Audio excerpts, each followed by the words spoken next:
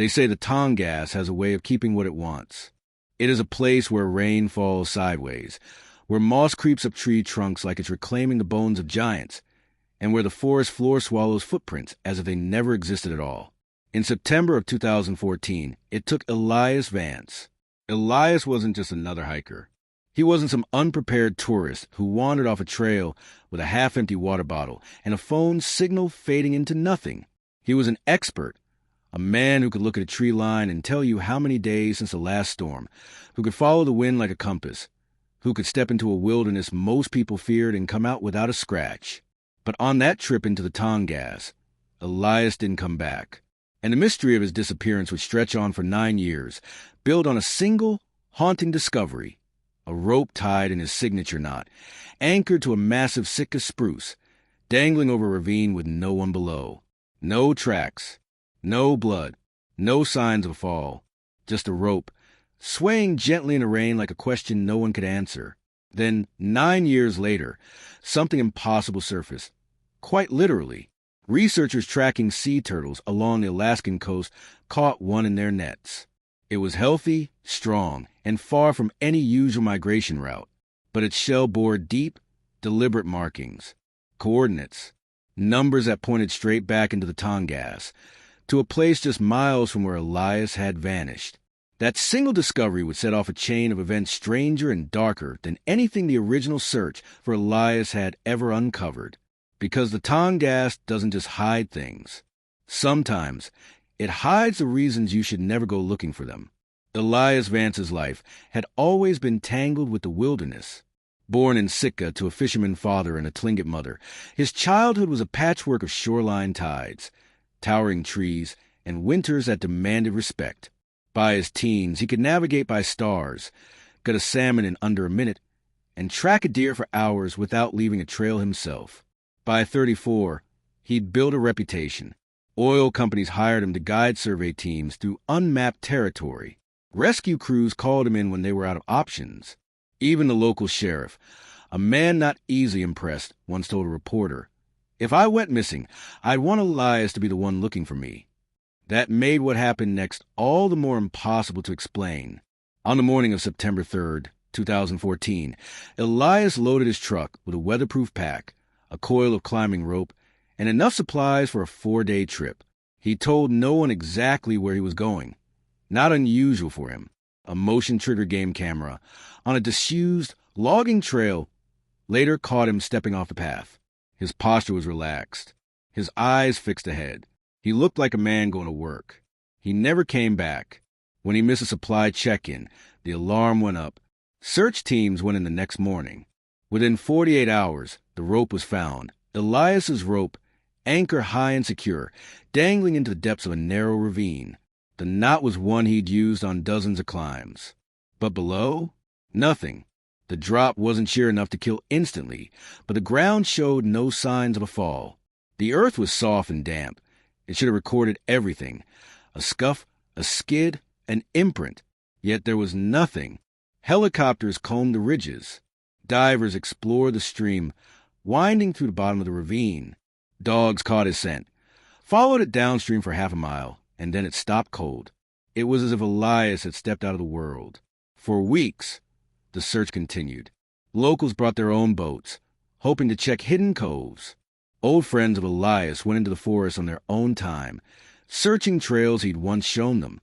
The sheriff kept the operation going longer than budget allowed. But after 30 days, the official search was called off. The rope was bagged as evidence. The reports filed, and the forest returned to its usual stillness. The theories began almost immediately. Some said Elias had stumbled onto something illegal, a remote drug site, maybe, and had been silenced. Others believed he'd faked his death, though no one could explain why a man so comfortable in his own skin would walk away from his life. A smaller, quieter group of locals whispered something else, that the Tongass had called him, the way it had taken others before, that there are places in those woods where the air feels older, heavier, places you do not linger. 9 years passed. On July 12, 2023, the mystery cracked open. A team of marine biologists working off Prince of Wales Island hauled in a sea turtle. The species was rare for the area, but not unheard of. What was unheard of were the markings on its shell. Not scratches from rock or predator. Not scarring from human debris. Numbers, etched deep and precise. Coordinates. When plotted, they led to a coastal inlet only accessible at low tide, a place less than 5 miles from Elias's last known location. The sheriff's office, skeptical but obligated, sent a small team. The inlet was narrow and lined with black stones slick from the tide. In the center, buried under a thin layer of wet sand, they found a rusted metal box. Inside was a notebook wrapped in oilcloth. Water had blurred the ink, but the first page was still readable. Elias Vance. And beneath it, jagged words that seemed to lean forward off the page. If you found this, leave now, before it finds you. This wasn't just the reopening of a cold case. It was the opening of something else entirely. Something that made the original disappearance look like the least disturbing part of the story. Because if the forest had taken Elias, the coordinates suggested it hadn't finished what it started. The notebook didn't look like much at first. Its leather cover was cracked and warped, darkened from years of dampness. A faint, sour smell clung to it, like the ghost of seawater mixed with rotting leaves. The oilcloth had done its job, but not perfectly. Pages near the edges were mottled with dark stains, the ink bleeding into fuzzy halos. Detective Marla Keene had been with the Ketchikan Sheriff's Office for 16 years, and she had seen every kind of wilderness recovery. The orderly packing list of hikers who died quietly in their tents, the rain-bloated journals of bush pilots who'd gone down in storms, even the crumpled scraps of paper hunters left behind, as if a few shaky words might hold death at bay. But this notebook felt different. It wasn't just a record. It was a warning. The first half-dozen pages were mundane. Elias had always kept meticulous field notes, weather patterns, terrain descriptions, animal sightings, sometimes even sketches.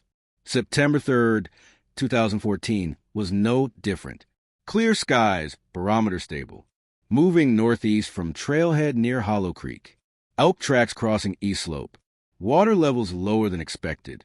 Planning descent to Southern Ravine tomorrow. The handwriting was neat, confident. The line steady. But somewhere between September 5th and 6th, something shifted. The entries became shorter. The handwriting slanted, as if written in haste or in the dark. Sentences broke off midway. Wind changed without warning. Sky still clear, but sounds gone strange. Trees seem illegible. Saw something across the ravine. Moved too fast. Not elk. Not bear. By September 7th, the tone had changed entirely. I am not alone here. Heard movement above me last night. 3 knocks on a tree. Slow, deliberate. Replied. No answer. Still being watched. Marla turned the pages carefully, aware that the paper felt softer than it should, as if it might dissolve under her fingers. On the 9th, Elias had drawn something. Not his usual precise sketches, but jagged spiral, broken in places, lines stabbing outward like spines. Around it, he'd written a single phrase over and over. It knows. The further she read, the more frantic the writing became. There were gaps, hours, maybe days, between entries. The ink grew darker, as though he'd been pressing harder into the page. Saw it again at dawn. Stood between the trees. Wrong shape, like it didn't fit here. When it moved, the forest bent around it. My rope's still anchored. Haven't descended. Something waits below. Smells like copper and wet stone. I think that's where it comes from. Dreamt I was in the inlet last night. Woke up with sand under my nails. The last entry before the pages turned blank was dated September 11th. Leaving rope. Circling east to avoid ravine. If I can reach the inlet. Maybe. It ended abruptly, the sentence trailing off into a blot of ink, as though he'd been pulled away mid-word. When Marla closed the notebook, the room felt colder. The Marine Lab's fluorescent lights hummed overhead, but she was aware of a strange pressure in her ears, like the muffled sensation before a storm. Across from her, Dr. Shane Whitaker, the lead biologist, cleared his throat. You think he carved those coordinates himself? Onto the turtle? Marla didn't answer immediately. If he did, that means he was alive long after we thought. Whitaker hesitated. Or that something else did it for him. That night, the sheriff authorized a small recon team to follow the coordinates into the inlet. The plan was simple: get in at low tide, scout the immediate area, document anything unusual. But nothing in the Tongass ever went according to plan. The inlet was narrower than the aerial map suggested, hemmed in by cliffs slick with moss. The air smelled briny, heavy with the decay of seaweed baking in the sun. As the tide receded, black stones emerged from the water like vertebrae. It didn't take long for them to find the first sign, not of Elias, but of something else. 30 feet inland, half hidden beneath a mat of driftwood, lay another rope. Same type Elias had used. Same knot, but this one wasn't anchored to anything. It was looped loosely, almost carelessly, around a stone, and tied into the fibers, not just tangled, but intentionally knotted in, was a small clump of hair. Not animal. Human. Marla felt the weight of the notebook in her pack as the sun dipped lower. The tide was beginning to shift, curling back into the inlet. They still had 20 minutes before they'd be cut off. Bag it and let's move, she told the team. But even as they obeyed, she found her eyes drifting toward the tree line beyond the inlet. There was movement there, brief, almost imperceptible. The kind of flicker you tell yourself is just wind in the branches. Only the wind wasn't blowing. Back in town, Marla stayed late at the station, comparing the notebook entries to the search logs from 2014. Something about the dates gnawed at her. Elias's last entry was September 11th. The search dogs lost a scent the same day. That wouldn't have bothered her, except for one detail. The inlet, according to the tide tables, had been completely submerged that entire day. If Elias had been there, he'd have been underwater. When she finally locked the notebook away, she told herself she'd seen enough for one night. She told herself she'd go home, get some rest, and start fresh in the morning. She didn't tell herself that she'd heard 3 slow, deliberate knocks on her back porch the night before. If you've been hooked so far, there's more, so much more, you haven't heard yet. Hit that subscribe button so you don't miss the next twist in this story, or the next one I uncover. The tide was a living thing in the Tongass, pulling in, pulling out, hiding and revealing, erasing footprints, swallowing evidence like it had always intended.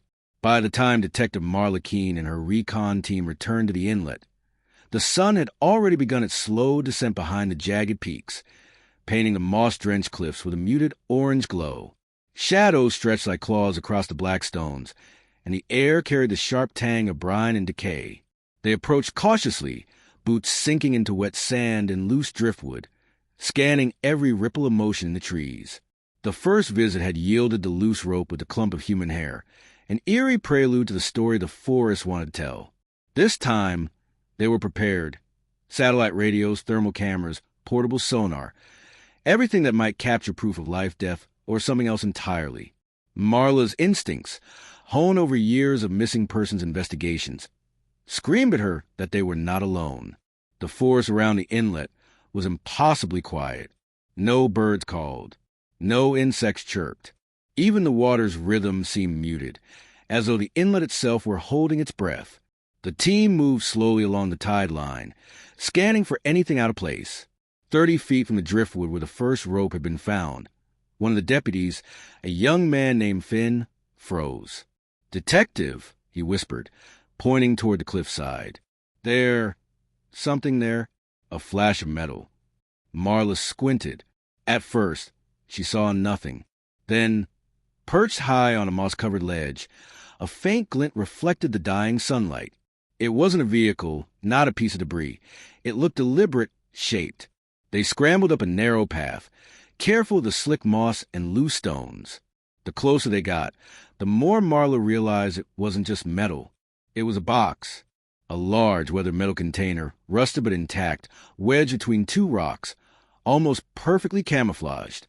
Heart pounding, she reached down, brushing away layers of moss and dirt. The box shifted with a groan, the sound echoing unnaturally through the inlet. With a careful twist of her gloved hands, she opened it. Inside, a series of items Elias had never been documented to carry. There was a small, folded tarp wet but surprisingly preserved. A collection of waterproof notebooks, similar to the one recovered months earlier. A compass, one she immediately recognized from old photos of Elias, its needle spinning erratically. And then, tucked beneath a thin layer of silt, a wooden carving. It was small, roughly the size of a fist. A turtle, etched with lines, symbols, and coordinates. Marla's stomach tightened. She had seen the turtle that carried the first set of coordinates. But this one was different. The carving wasn't natural. It had been crafted by hand, precise and deliberate, as if someone or something had spent hours etching the details into its shell. They photographed everything meticulously, knowing that the tide could reclaim the inlet at any moment. But the discoveries didn't stop there. A narrow passage beyond the box led deeper into the inlet, a tunnel formed naturally by overhanging cliffs and fallen trees. Marla peered into the shadows. The air colder here, tinged with the smell of stagnant water and soil. Something moved. It was subtle, just a shadow flicking across the stone wall. Too fast for a human, too deliberate to be wind. The team froze, radios crackling with nervous energy. Finn swallowed audibly. "Detective, I think someone or something is watching us." Marla didn't answer. She had learned long ago that fear spoke louder than words. As they advanced into the tunnel, the walls began to show signs of occupation. Footprints, too small and shallow for any adult human, tracked along the mud. Tiny scratches, like claws or tools, lined the rocks. And then the unmistakable smell. Copper and wet stone, the same description Elias had scrawled his notebook years ago. They followed the passage until it opened into a small cavern. And there, half submerged in water and silt, was a platform, wooden planks arranged carefully, as if someone had intended to walk here and not get their feet wet. On the platform lay a single item, a tattered journal, its cover missing entirely, ink faded and running in strange patterns. Marla's hands trembled as she lifted it.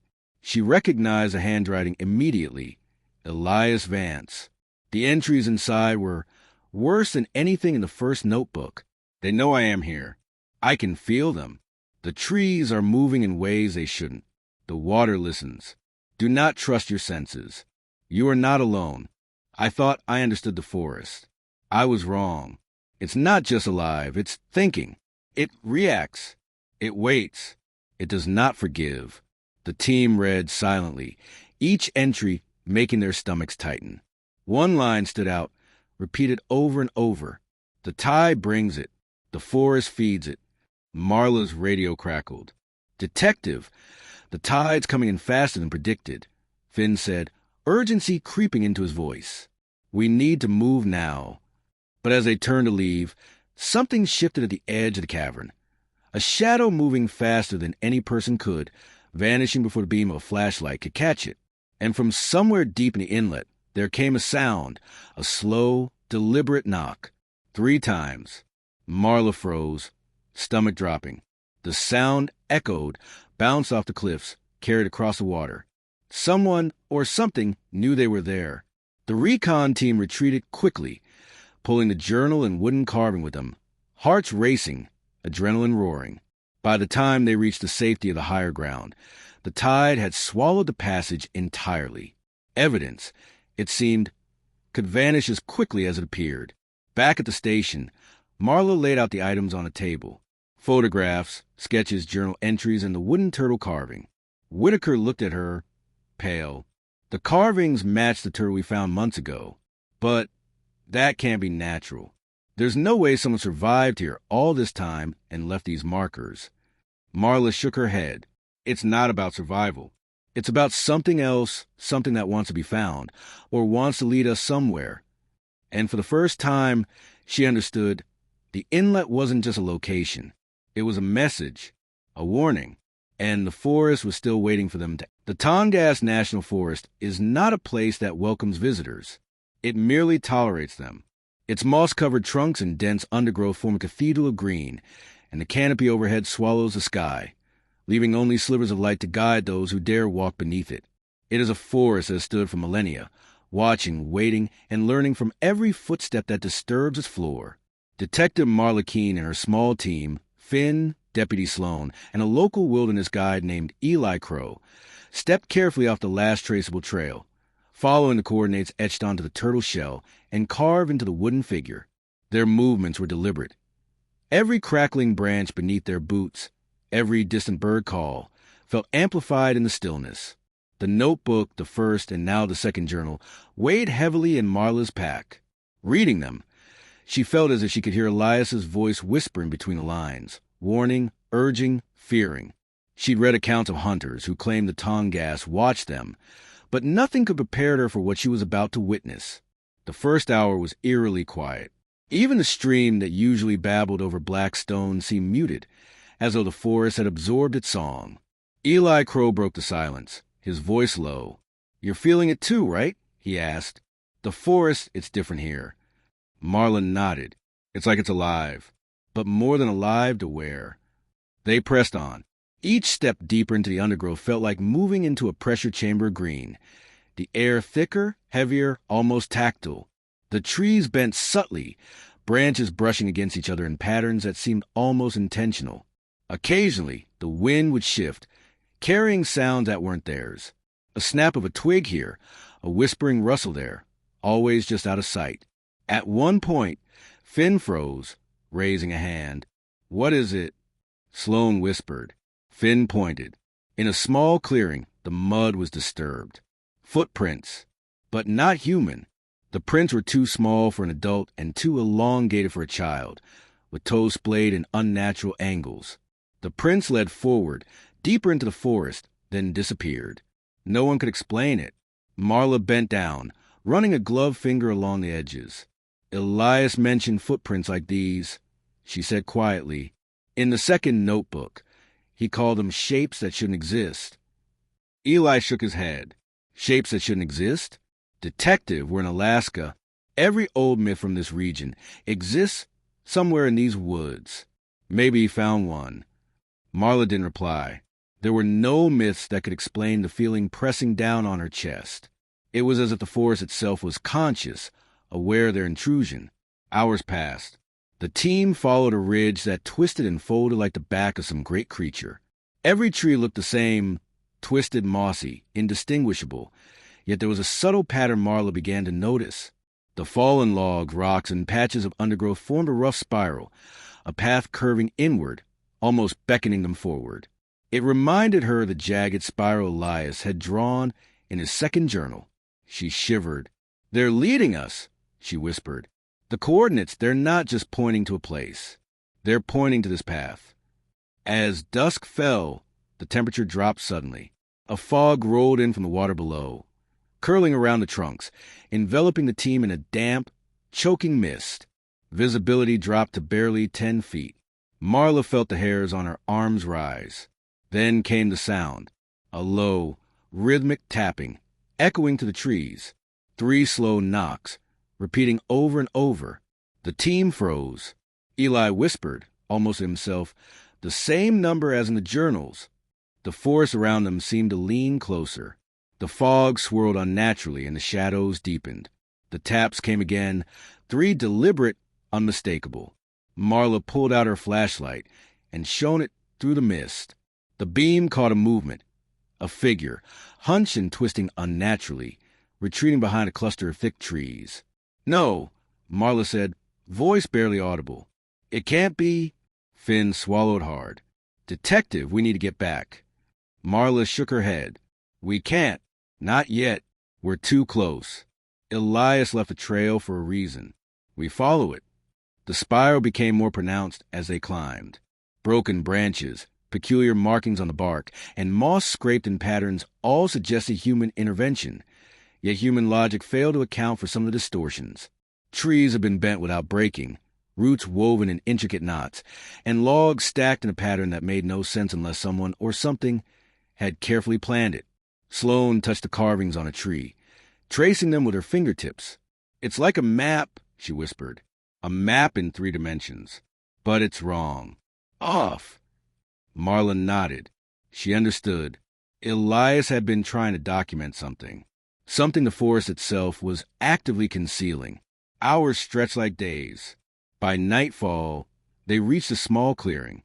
The spiral ended here, centered around a massive cedar that towered impossibly high. Its trunk was covered in carvings, symbols, and notations, coordinates, sketches, cryptic warnings, and phrases scrawled in Elias's handwriting. Marla stepped closer, heart hammering. A pattern emerged, repeating the spiral motif from the journals. At the base of the cedar was a hollow, just large enough for a person to crouch inside. Inside, the air smelled of damp earth and copper. And there, lying on the moss-covered floor, was Elias's first journal, water-stained and crumbling. It was as if he had been waiting for them. Marla picked it up, opening the first page. She felt the hairs on her neck rise. If you are reading this, you have followed the path I cannot escape. The forest knows you. It watches. It waits. Do not trust what you see, what you hear. The spiral will bring you to me, or it will bring me to you. Finn gasped. He wrote this here? Eli shook his head. No one lives like this for 9 years and leaves journals everywhere, not human. The forest whispered around them. A subtle movement, almost at the corner of their vision. The spiral seemed to pulse, expanding outward. The fog thickened, and from somewhere deeper in the Tongass, a low, resonant sound began, a groaning, stretching, as if the forest itself exhaled. Marla looked around, wide-eyed. "We are not alone," she said. "And whatever is here, it's waiting for us to finish the spiral." By the time the team retreated to the safety of their base camp, the weight of what they discovered pressed on them like stone. Elias Vance hadn't just disappeared. He had stumbled into something ancient, something deliberate, something that had been shaping the forest long before humans walked it. And now, somehow, he was guiding them or warning them from the spiral. The spiral had begun as a whisper, a subtle pattern of moss and fallen logs. Now, after hours of moving deeper into the Tongass, it had revealed itself in full, a labyrinth of nature's design and human intervention, stretching farther than anyone had expected. It was as though Elias Vance had left a breadcrumb trail, not merely to be followed, but to test a follower, to see if they were worthy of what lay at the spiral's center. Detective Marla Keene studied the spiral from the clearing where the massive cedar stood, its trunk etched with coordinates, warnings, and strange glyphs. The spiral's lines, carved and shaped by unseen hands, curved perfectly in 3 dimensions, drawing the eye and the feet inward. Every turn seemed to manipulate perception. Distances distorted, shadows moved at impossible angles, and the air itself felt heavier, thicker, as if it carried the forest's intent. "This isn't random," Marla whispered. "Elias didn't just wander here. He was documenting something, guiding us." Eli Crow, the local wilderness guide, ran a gloved hand along the carved bark. "And whatever he documented, it's alive. The forest isn't just a backdrop. It's a participant." Sloan, scanning the undergrowth with a flashlight, frowned. "It's like the spiral itself is communicating. The carvings, the moss, it's all a code." Marla crouched beside a section of the spiral etched into a fallen log. Elias's handwriting twisted along the wood, warning, "Do not proceed if you cannot see beyond the green." They wait. The spiral feeds the forest, and the forest feeds it. Follow the coordinates, but trust nothing. The team realized that the spiral wasn't merely a path. It was a maze designed to test perception, attention, and resolve. A single misstep could lead to disorientation or worse. As they moved along the spiral's curves, subtle changes began to occur. The shadows between the trees grew deeper, blacker than natural light, and leaf cover could account for. Sound of the forest, the dripping water, the whisper of the wind, distant bird calls, fell away entirely, leaving only a faint rhythmic tapping. 3 knocks, every few minutes. Marla felt her pulse accelerate. "It's repeating," the journal. "The knocks. 3. Deliberate, like a heartbeat." The spiral twisted upwards, following the contour of a ridge. The fog, ever present in the lower inlet, thickened with elevation, curling around the roots and trunks in ghostly tendrils. Visibility dropped to barely 10 feet, and each step forward felt like walking blind into an ancient cathedral. Eli halted suddenly. "Wait! Look!" Marla's flashlight followed his gesture. There, pressed into moss along the spiral, were footprints, elongated, narrow, and perfectly formed. They weren't human. nor entirely animal. They curved along the spiral, sometimes overlapping, sometimes disappearing completely, only to reappear ahead. The pattern suggested someone or something had been watching, guiding, or testing Elias for days, possibly weeks. Sloane swallowed audibly. This isn't just a disappearance anymore. Whoever, or whatever, left these marks, it's alive. It's aware. The team pressed on. The spiral's curves led to a series of smaller clearings, each containing evidence of Elias's prolonged presence. Broken twigs, moss mats arranged like stepping stones, half-buried notebooks, and faint carvings in tree trunks. Some entries included coordinates, others cryptic warnings, and one, more chilling than all the rest, simply read. I see them. The spiral watches. It has a will. It is patient. I am a guest. The realization settled heavily in the team. Elias had survived here longer than anyone thought possible. He hadn't merely disappeared. He had been navigating a sentient puzzle, one designed to bend reality and perception. As night fell, they reached a clearing at the heart of the spiral. It was smaller than expected, almost ceremonial. At its center, a shallow depression in the earth seemed to have been worn smooth, as if something or someone repeatedly knelt there.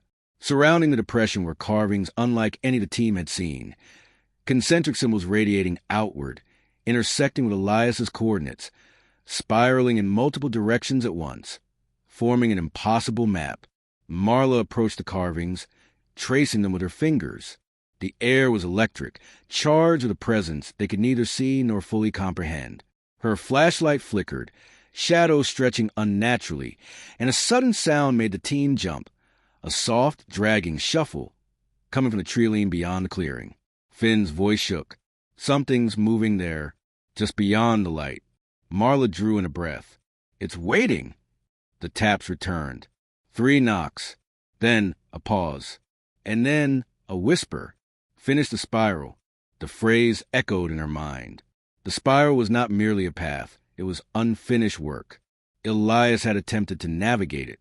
He had left warnings, clues, and breadcrumbs for anyone brave enough to follow. But the forest, sentient, patient, ancient, had more to reveal. As the team debated whether to continue, the ground beneath the central depression shifted slightly. Moss and leaves parted, revealing a hollowed cavity, large enough for a person to enter. Inside, the faintest glimmer of something metallic caught Marla's light. A toolbox, heavily corroded but clearly constructed for deliberate use.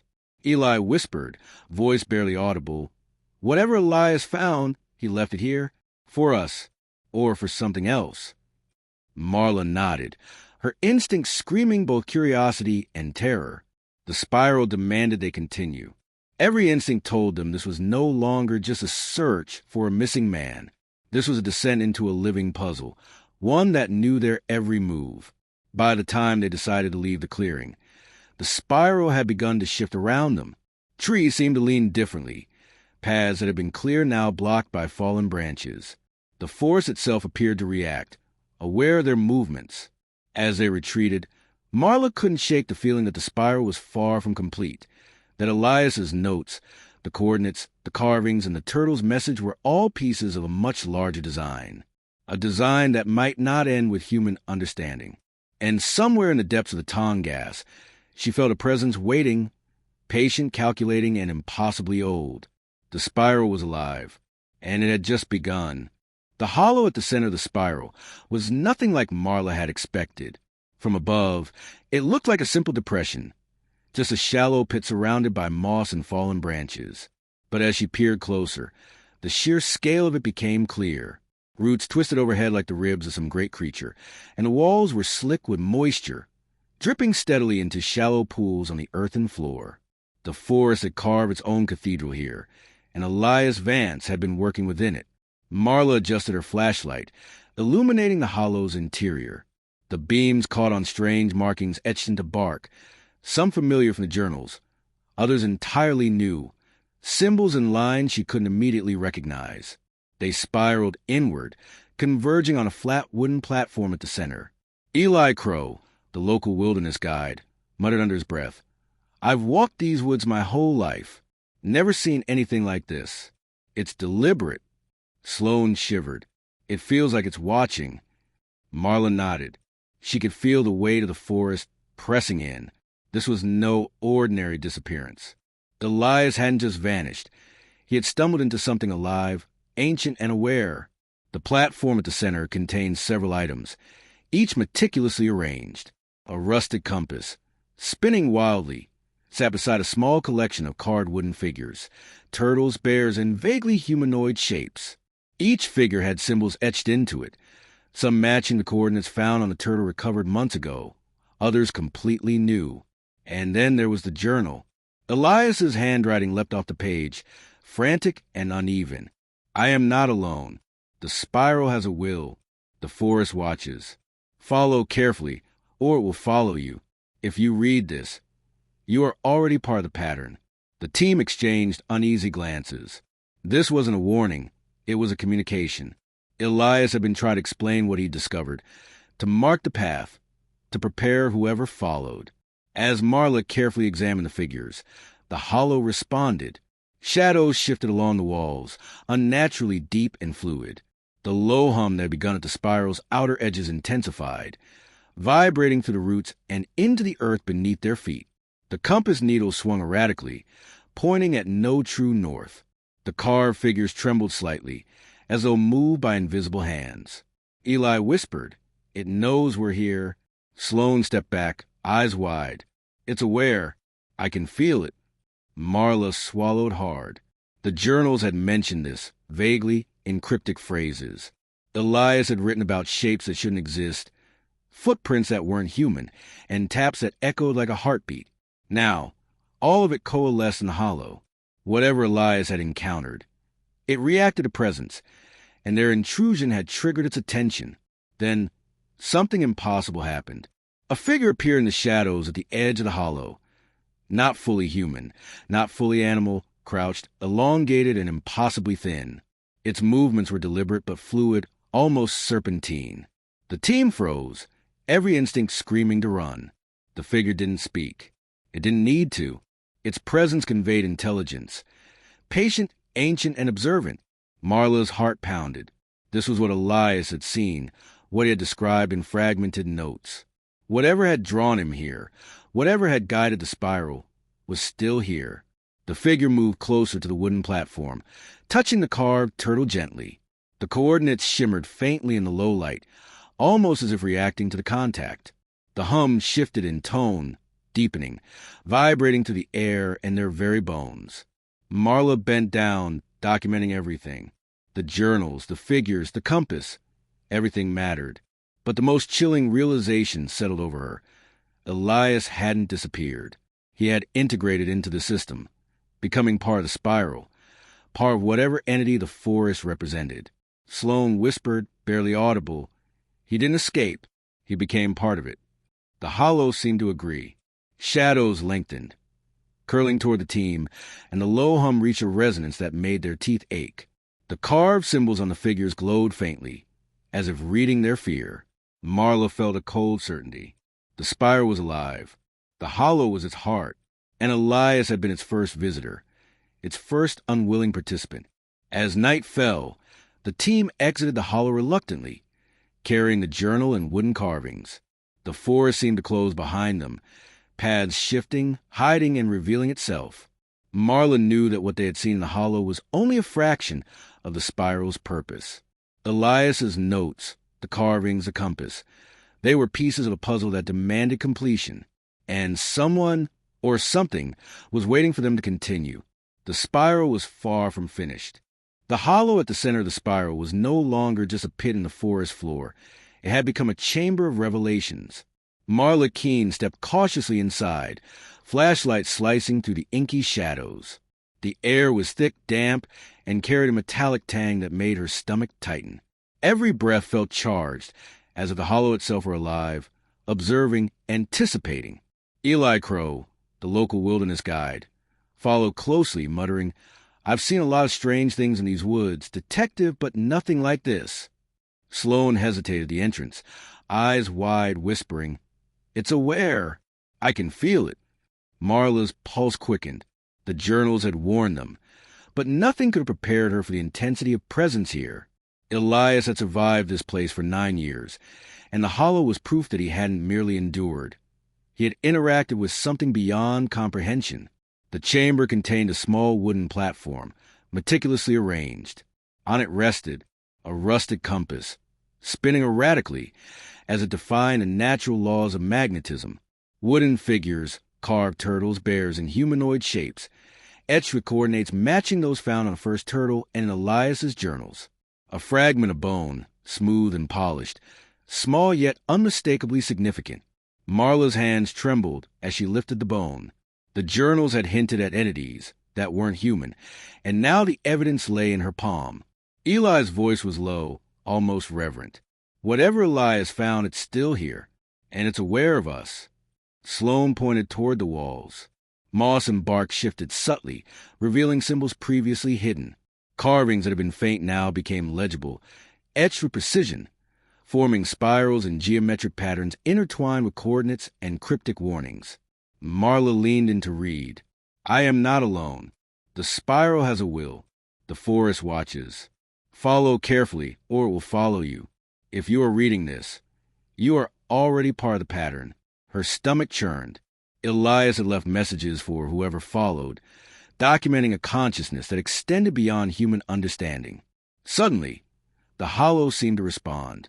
Shadows stretched unnaturally, pooling along the floor and walls.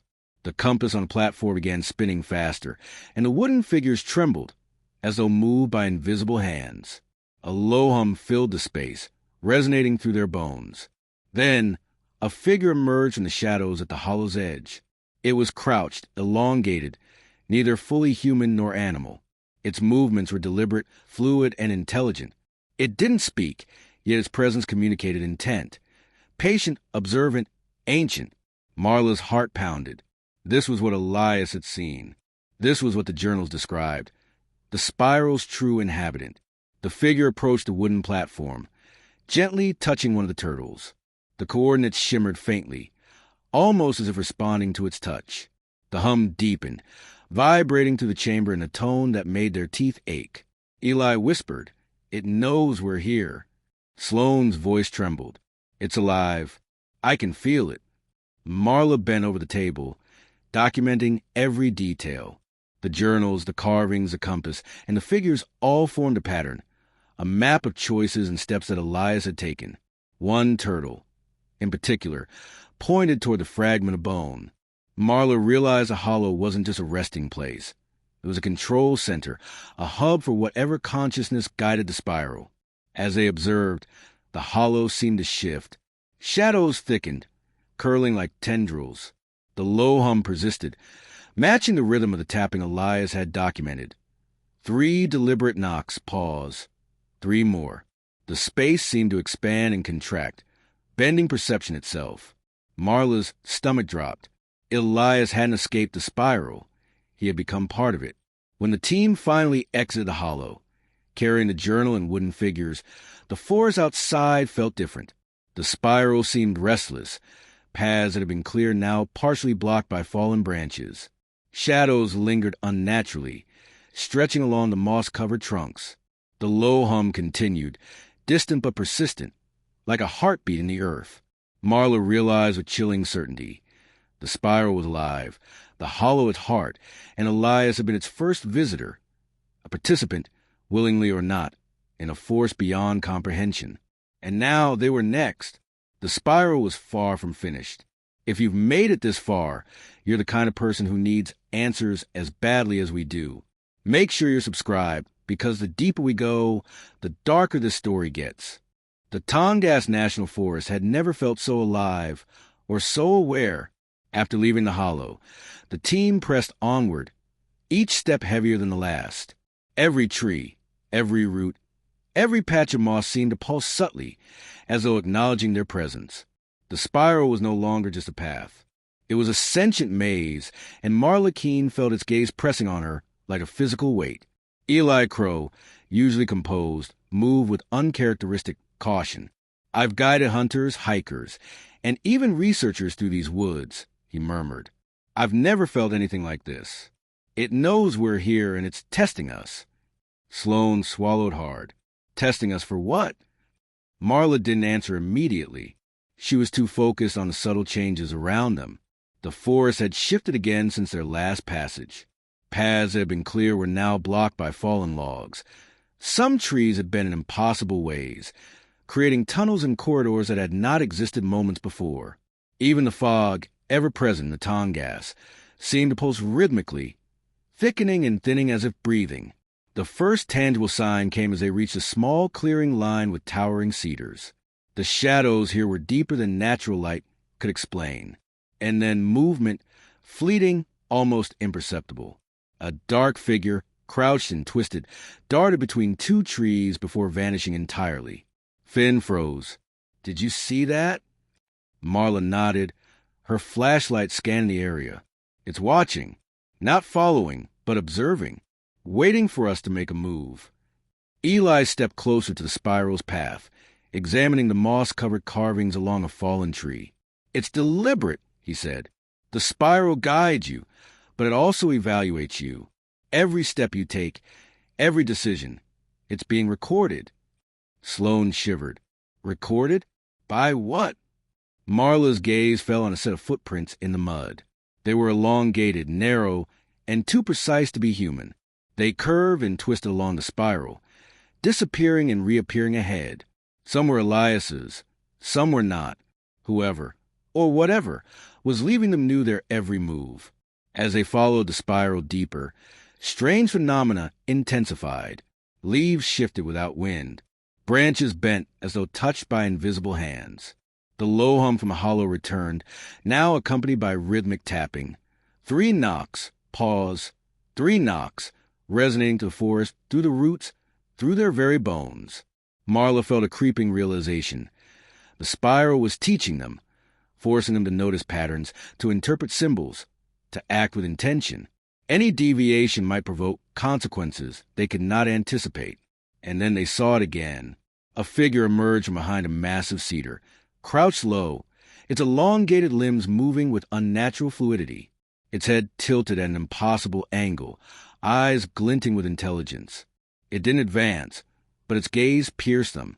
It studied them, calculated them, learned them. Sloane whispered, "It's not human." Marla nodded. "I know. And Elias, he wasn't either in the way we think. He became part of this, part of the spiral." The team pressed on, forced by both duty and an unexplainable curiosity. They reached a section of the spiral, where the trees bent to form a tunnel. Moss and lichen covered the walls in symbols and coordinates, echoing those from the hollow. The tunnel's dimensions shifted subtly as they walked, narrowing, expanding, bending angles that should have been straight. Marla realized the forest was manipulating space itself. They were moving forward, but forward was not constant. The spiral seemed to fold back upon itself, forcing them to rethink every step. And all the while, the low hum and tapping continued, constant, deliberate, intelligent. Then came the first direct communication. A voice, soft and almost imperceptible, echoed through the tunnel. "You are close. You are observed. Finish what Elias began." The team froze. The words were not human, not audible in the ordinary sense. They resonated directly in the mind, carried by the vibrations of the hollow, the spiral, the forest itself. Eli stepped back, pale. "It's speaking the way a forest can't speak." Marla swallowed. "It's trying to guide us, or test us, or warn us. I don't know which." As they emerged from the tunnel, the forest opened into another clearing. Larger, darker, almost ceremonial. The spiral's path converged here, forming concentric rings around a massive tree. Its bark was carved with dozens of symbols, coordinates, and cryptic messages, some from Elias, others unknown.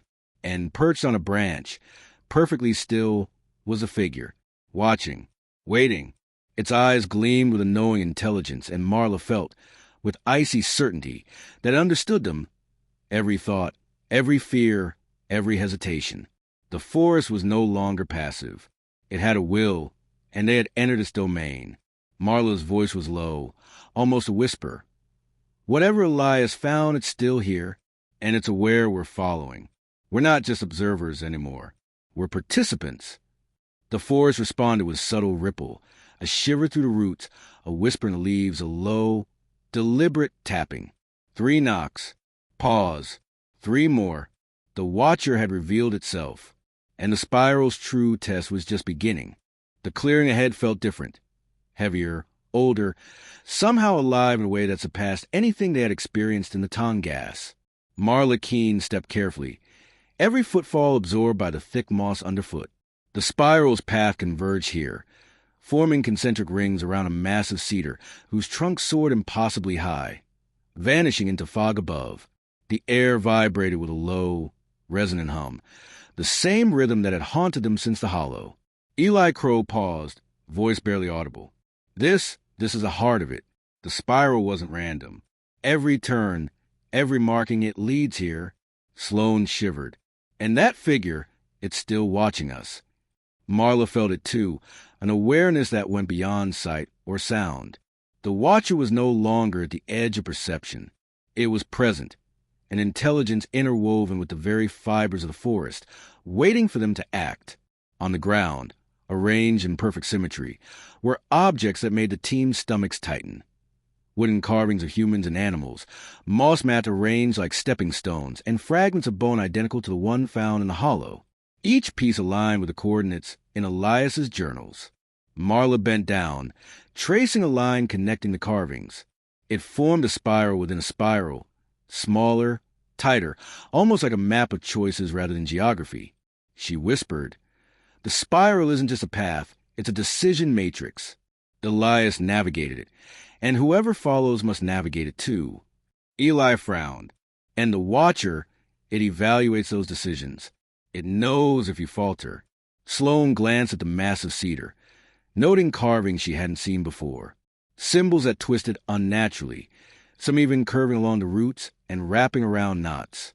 A faint glow pulsed along certain grooves, as though highlighting a path. Marla realized Elias hadn't just disappeared.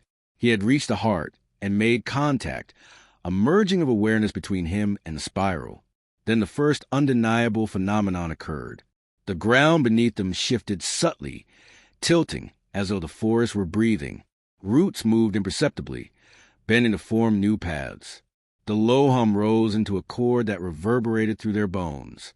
The compass on Eli's pack spun violently, not toward magnetic north, but seemingly toward the center of the clearing. And then the watcher emerged, not from the shadows, but from within the forest itself. The elongated, crouched figure moved with fluid grace, eyes glowing faintly. Its presence distorted perception. Distances felt wrong, angles impossible, and the forest seemed to fold around it.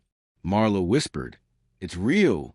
It's not Elias, not human, but it learned from him. It's aware of every move we make." The wooden carvings on the ground began to shift, slowly, imperceptibly at first, then with increasing speed. A turtle figure in the center rotated, revealing coordinates not previously visible. Marla's heart pounded. Elias had left them instructions, but decoding them required courage and precision. One misstep might invoke the watcher's judgment. Sloane's voice trembled. We have to follow it." Marla nodded, swallowing hard. "We have no choice. The spiral demands it." As they stepped along the path indicated by the carvings, the forest intelligence became undeniable. Branches bent to guide them. Shadows lengthened to form arrows, and the tapping rhythm from the hollow returned. 3 knocks, pause, 3 more, now synchronized with the path. They reached a depression at the base of the massive cedar. Inside, Elias's journals had described it. A cavity too small to see from above, but large enough to hold a person in a kneeling position. Moss mats surrounded it, forming a precise spiral. Marla knelt, peering inside. The air smelled faintly of iron and old earth. And then she saw it. A faint glimmer of metal, a rusted toolbox, corroded but intact. Inside were tools, journals, and another carved turtle. Its shell bore coordinates, not to location on a map, but to a moment in time, a record of Elias's journey through the spiral. The implications hit her with dizzying force. Elias hadn't just navigated the spiral. He had interfaced with something non-human, something that transcended ordinary space and time. And then, the final revelation. The Watcher stepped forward, crouching low, eyes gleaming with intelligence. The forest itself seemed to ripple with its presence. A voice, not spoken aloud but resonating directly in their minds, echoed, "You have arrived. You are ready. Elias is part me now. The spiral chooses. The spiral watches. The spiral decides." Marla froze, heart hammering. Everything they had experienced, the hollow, the wooden figures, the tapping, the spiral itself, was not a puzzle for understanding, but a trial of consciousness. Elias had succeeded, in a way, merging with the spiral. And now, the team stood at the threshold of the same choice. Follow his path completely, or risk becoming another piece of the spiral's heart. The forest pulsed around them, waiting. The spiral demanded completion, and the Watcher waited, patient and infinite. The forest around them was alive in ways Marla Keene had never imagined. Every tree, root, and shadow seemed imbued with intention, pulsing with an intelligence that defied comprehension. The spiral had led them here, to the heart, to the nexus of Elias Vance's 9-year ordeal, and now, to a truth that threatened the very limits of human understanding. Marla's team stood at the base of the massive cedar. The Watcher crouched nearby, still observing, still calculating. Its presence warped perception. Distances felt wrong. Shadows moved of their own volition, and the low hum that had followed them for days resonated through their very bones. Eli Crow whispered, his voice trembling, "We're not just following the spiral anymore. We're part of it." Sloane's eyes darted nervously around the clearing. But Elias, what happened to him? Did he survive? Or did he become part of whatever this is? Marla swallowed hard. "I think both." They approached the moss-lined depression at the base of the tree. Inside rested the rusted toolbox Elias had left, tools, journals, and another carved turtle etched with coordinates that now made horrifying sense. They were not merely locations. They were steps in a ritual, a sequence Elias had followed to interface with the spiral's consciousness. Marla bent down, tracing the carvings on the turtle. As she did, a wave of vertigo swept over her. Memories not her own flickered in her mind. Days spent alone in the forest, the spiral reshaping itself. Taps echoing like a heartbeat, whispers in the shadows, glimpses of something that moved without flesh or bone. Her breath caught. Elias had merged with the forest, becoming part of its intelligence, part of its pattern. The spiral hadn't been a trap or a puzzle. It had been a living system, learning, testing, absorbing. And now they were next. The Watcher rose. Its elongated limbs stretched impossibly, and its eyes glimmered with a depth that seemed to contain centuries. Then, in the same resonant voice that had echoed in their minds, it spoke again. "You have followed. You have observed. You have learned. The spiral chooses its successors. Step forward willingly, or remain as observers forever." Marla glanced at her team. The choice was clear, though terrifying. Follow the path completely. Embrace the spiral's intelligence and understand the forest in a way no human had before, or resist and risk becoming lost, absorbed into the labyrinth of the woods, their consciousness fragmented and scattered. Eli stepped forward first, resolute. "I trust you, Detective. We have to finish this." Sloane hesitated, eyes wide with fear, then nodded. Marla inhaled deeply. She knew there was no turning back. They placed their hands on a carved turtle, exactly where Elias's fingers had rested. The compass on the platform spun violently, the carvings along the roots and walls glowing faintly. The hum rose into a chord that seemed to resonate with their minds, connecting their consciousness to the spiral's intelligence. The forest shifted. Roots curled like fingers around their feet, moss stretching along veins in the earth. The Watcher observed silently, its presence both guardian and judge.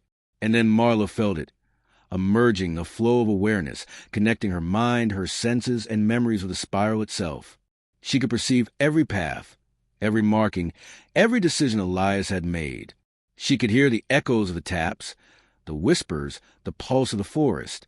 It was overwhelming, transcendent, terrifying, and perfect. And then the twist. The spiral was not just a living labyrinth, nor merely a forest consciousness. It was Elias. Or, more precisely, Elias had become its nucleus. His mind, his survivalist ingenuity, his intuition, and his meticulous recordings had fused with the intelligence of the forest, creating a hybrid entity. The Watcher was both separate and the same, an extension of Elias's consciousness, guiding the spiral, observing, testing new arrivals. Every clue, every carving, every turtle had been a breadcrumb trail for those capable of completing what Elias began: integration, comprehension, and transcendence. Marla realized with chill certainty, those who completed the spiral did not simply survive. They became part of it. Their awareness absorbed, elevated, and merged with Elias's mind, contributing to a network that extended to the forest and beyond. The hum peaked. 3 taps, pause. 3 taps, perfectly synchronized with their heartbeat. Marla felt herself lift from fear into clarity, understanding the spiral as a living map of consciousness, a test of human perception, endurance, and intellect. Eli turned to her, voice calm. We're part of it now. The spiral, it chooses wisely. Sloane's eyes widened as she felt the same merging. The forest, the Watcher, Elias, it all became one continuum. She was no longer separate from the spiral, and neither was Marla. The final thought echoed through Marla's mind. The spiral never loses, it never ends, and it never forgets. Elias had survived in a way no human could, and now they were linked to him, the Watcher and the forest, forever. The spiral had completed its purpose. And somewhere, deep in the Tongass, the hum continued, patient, infinite, and alive. And so, the deeper we search, the stranger the questions become. Was Elias Vance a victim of the wild, or of something far more deliberate? One thing is certain, this story is far from over. If you don't want to miss the next unraveling thread, make sure to subscribe, because the wilderness has many secrets, and we're just beginning to pull them into the light.